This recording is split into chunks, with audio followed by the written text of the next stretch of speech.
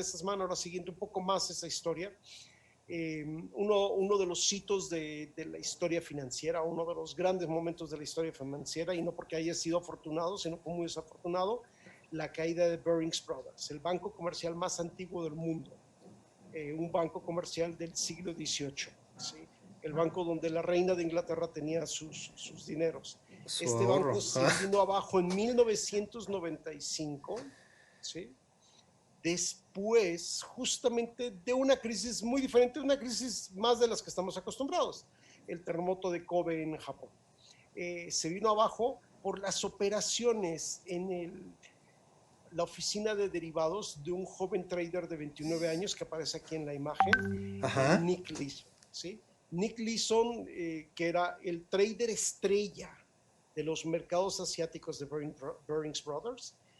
Para que nos demos una idea, digo, no se trata de una clase de historia, aunque en otra sesión podría platicar un poquito más la historia de Barings Brothers.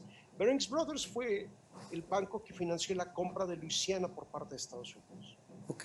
Cuando no había JP Morgan, cuando no había Goldman Sachs, el banco con el que el gobierno americano financió la compra de Luisiana y financió la primera infraestructura de ferrocarriles al medio oeste fue Barings Brothers, ¿sí?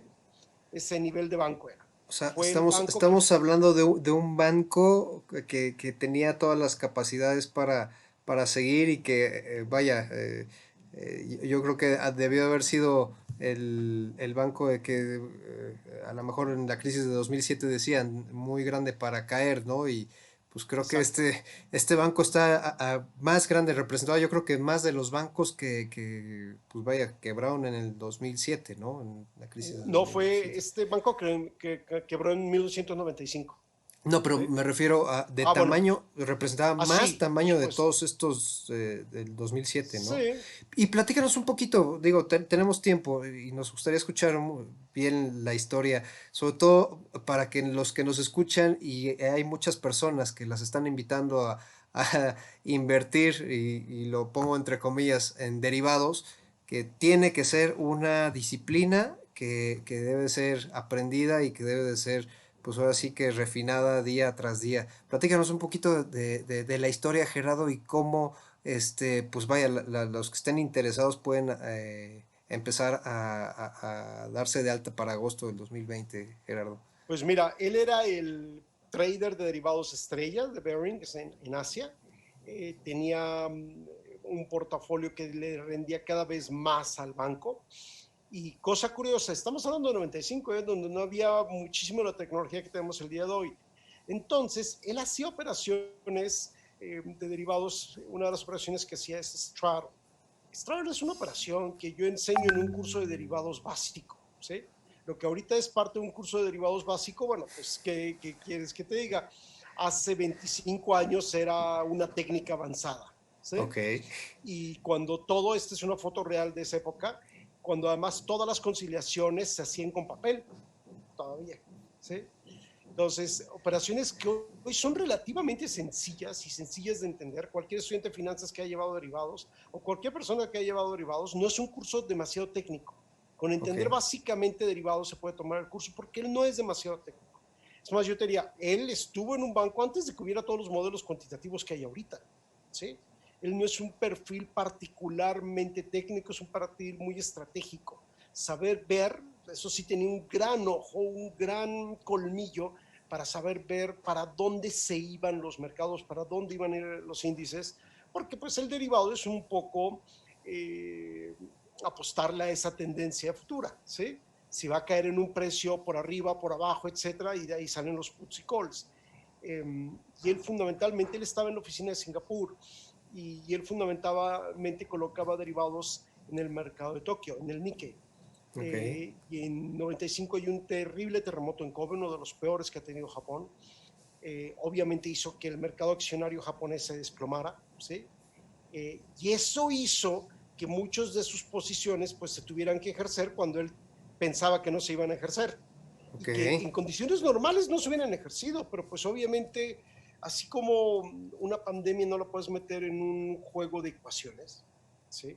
O sea, ¿quién, ya no digo en el sector financiero, en negocios, quién en enero tenían sus FODAs en sus escenarios pandemia.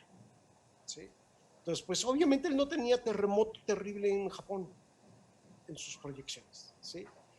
Trató de ocultar sus pérdidas, lo logró por un tiempo y ahí es donde se revelaron muchos errores de supervisión del banco, muchos errores de supervisión del Banco de Inglaterra, errores de supervisión de las auditoras, etcétera, porque además como era el trader estrella, nadie se lo cuestionaba. Claro. Entonces, de hecho, se dice que un poco esta crisis dio origen a la disciplina de riesgo operacional financiero, ¿sí? ¿Qué tienes que hacer para que no tengas esos problemas? Porque estos ya no fueron problemas técnicos, no fueron problemas bursátiles, son riesgos de operación de una institución financiera. Entonces, te puedo decir que nosotros en Rismatic lo hemos tenido aquí en México, lo hemos tenido en Sudamérica. Cualquier persona que opera en mercados, incluso aquellos que no operan derivados, cualquier persona que opera en mercados, cualquier regulador, ¿sí? Me acuerdo un curso con él que tuvimos en Perú, donde la mitad de la audiencia eran reguladores, ¿sí? Para entender, ok, ¿cómo pasó esto? Yo como regulador puedo ver cuando un banco se está metiendo en problemas, ¿sí? Porque obviamente no te van a decir. Claro. Señales tempranas. Es un curso muy interesante, son 10 horas, bueno, no lo he comentado, el curso es con él, con Nick Leeson, con el hombre que hizo esto. Él quiebra al banco, se da la fuga, lo encuentran y cumple su periodo. Él estuvo en una cárcel en Singapur, ¿sí? Y cumple su periodo en esa clase de Singapur. O sea, cumplió su deuda con la sociedad, que es mucho más de lo que podemos decir de mucha gente, ¿sí? Sí, claro. Entonces, o sea, no es un prófugo de la justicia, queden claro, no es alguien que hizo algo admirable. Pero en Rismatic estamos convencidos que tienes que aprender tanto de las historias de éxito como de las historias de fracaso. Se aprende muchísimo de los errores, ¿sí? Porque además, si tratas de evitar la vista y no ver los errores, pues es muy fácil que los cometas, ¿sí?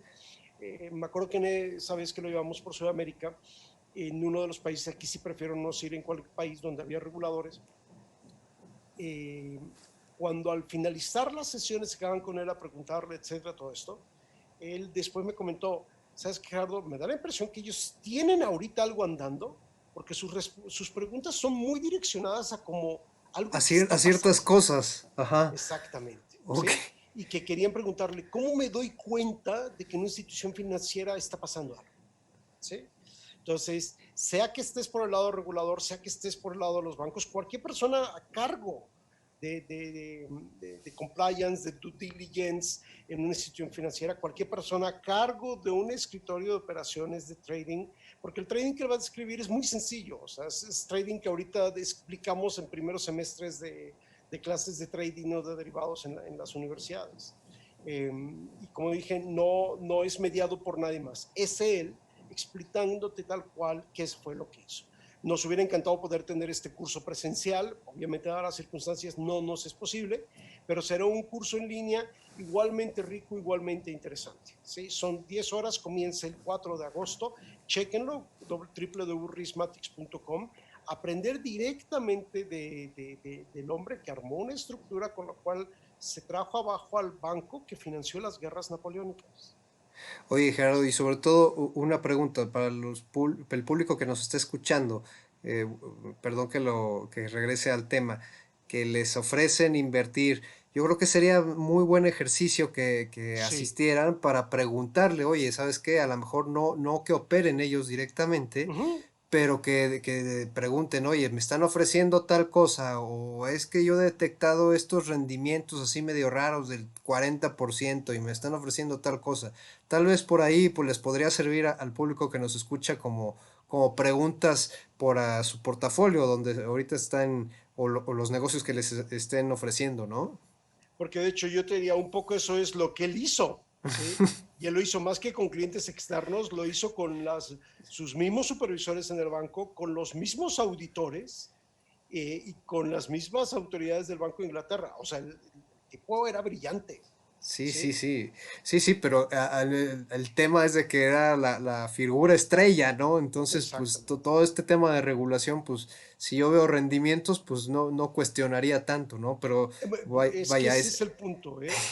Cuando estás produciendo utilidades, el año anterior del desastre fue el año récord en que él había producido utilidades para el banco. Obviamente nadie cuestiona nada, nadie pregunta nada. ¿Sí? sí, sí. Y aterrizando lo que tú dices, pues sí, a lo mejor si alguien te está dando rendimientos increíbles sin explicación, pues no quieres cuestionar, ¿sí? Y te lo cuestionas cuando esos rendimientos se convierten en pérdidas, ¿sí? Eh, Porque cuando las cosas van muy bien, aun cuando no tengan lógica, ¿sí? Aun cuando aplique el too beautiful to be true, demasiado hermoso para ser verdad, Sí, nadie quiere hacer preguntas, ¿sí? En una ocasión John Hall, estuve en una mesa con él que nosotros organizamos, John Hall, el padre de la de los disciplina de de... los derivados, el gurú de los derivados. Él dijo, bueno, claro, Nick Leeson tuvo que darse la fuga, enfrentó un juicio y tuvo que cumplir años en una cárcel en Singapur porque como la operación se hizo en el mercado de Singapur, fue juzgado ahí y La encarcelado regulación ahí. era allá en Singapur, ¿ok? Exactamente. Y John Hall decía, bueno, él le generó, para que te des una idea, él le genera a Bearings 1.000 millones de libras en pérdidas en una semana. Uf, ¿Sí? mil Eh, millones de libras. 1.000 millones de libras de 95. Híjole, Por eso quebró el banco. ¿Sí? Ok. Y John Hall decía, si eso hubieran sido ganancias hechas con sus trucos, nadie hubiera preguntado nada. claro, claro. Nadie hubiera cuestionado. ¿Sí? El problema es que fueron 1.000 millones en pérdidas. Pero cuando él estaba generando utilidades con prácticas no autorizadas, con conflictos de interés, etcétera, nadie preguntó nada. Ni el Nadie dijo banco, ni el nada. auditor, ni el banco central supervisor, nadie. ¿Sí? Entonces, absolutamente cualquier persona involucrada con riesgo operacional en una institución, este curso absolutamente vale oro. Son 10 horas de intenso aprendizaje de una de las más grandes experiencias de errores operativos en una institución financiera. Pues Gerardo, muchísimas gracias por la clase de historia, de verdad, todos los que, De nada. no, no, no, de verdad, o sea, a veces no las vemos tan cercanas, ¿no? 95 hay muchos, de los que nos escuchan que todavía ni nacían, ¿no? Pero que es Ujú. necesario saberlo para, digo, la informática, la información vuela, y ahorita el meterse en negocios de derivados, pues es parte de esa evolución, ¿no? Pero también hay que saber del pasado y de los errores, y yo creo que quién más que en este curso para que se inscriban. Muchísimas gracias, de verdad, Gerardo. No hay por qué. Bueno, nos vemos para aquí el jueves para hablar de los primeros resultados que tengamos internacionales y en la bolsa mexicana. Perfecto, Gerardo. Amigos de Halcones Financieros, pues estuvimos con Gerardo Herrera, del director de comunicación de Rismatics Financial Institute. Ya saben, estén atentos a los cursos y nos vemos el próximo jueves, mi querido Gerardo. Muchas gracias, José Ricardo. Un gusto saludarte. Gracias. Hasta luego. Hasta luego.